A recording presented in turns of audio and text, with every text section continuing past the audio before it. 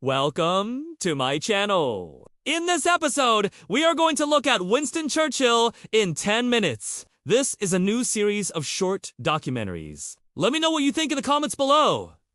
And now, let's go back in time to the 20th century. Black and white footage of Winston Churchill walking and talking. Images of old London, England during World War II. Dramatic music swells as the title appears. Winston Churchill in 10 minutes. Born into privilege on November 30th, 1874. Winston Leonard Spencer Churchill had a somewhat unfulfilling early career in the military. A photo of a young soldier appears above the text. Boer War. South Africa, 1899 to 1902. Images of combat, including a British prisoner of war camp. The Second Boer War was fought between the British Empire and two Boer republics, the South African Republic and the Orange Free State. The conflict was brutal and Churchill was no exception. He was captured during a failed attempt to relieve a siege and spent more than a year in prison. But he escaped and made his way back to England, where he became a war hero and was awarded the Distinguished Service Order.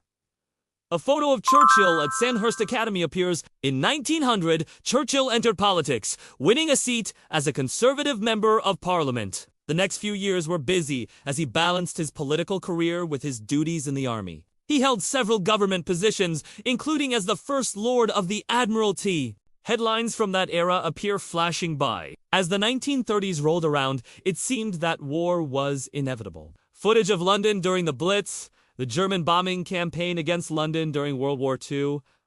On May 10, 1940, German troops crossed the border into Belgium and France. Within 2 weeks, the British Expeditionary Force was in full retreat as the French collapsed and fell to the Germans. It seemed that Britain, too, would be next. Back in London, Churchill was serving as the First Lord of the Admiralty. But when Neville Chamberlain resigned on May 10th, Churchill replaced him as Prime Minister. That same day, he addressed the House of Commons, promising to fight the Nazis.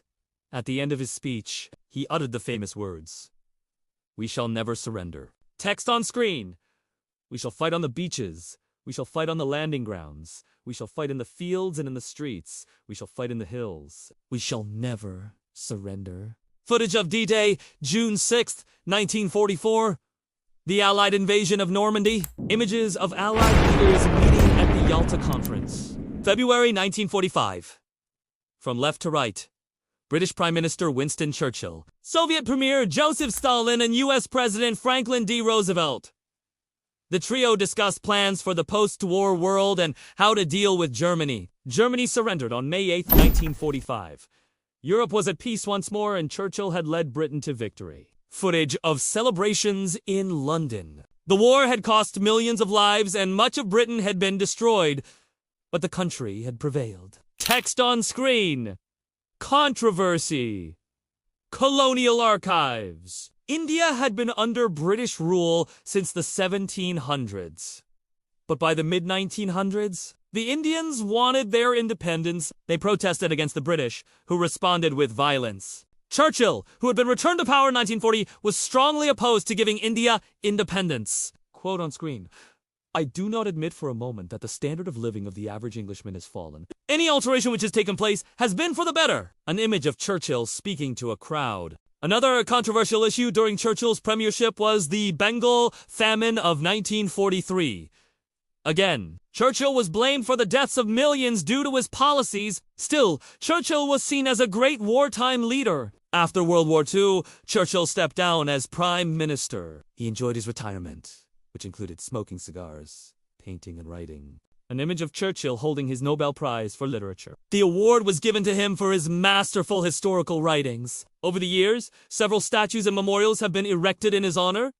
A shot of a man waving to a crowd. He is standing on a balcony with his wife, Clementine. At the end of the Second World War, Winston Churchill stood on the balcony of his home in London and waved to the crowds. He had led Britain through its darkest days, and they wanted to show their appreciation. Cheers and whistles could be heard as people celebrated the end of the war. As the crowds grew louder, Churchill raised his hand in the air and smiled at the people. The sun shone down on London as people waved back at their Prime Minister.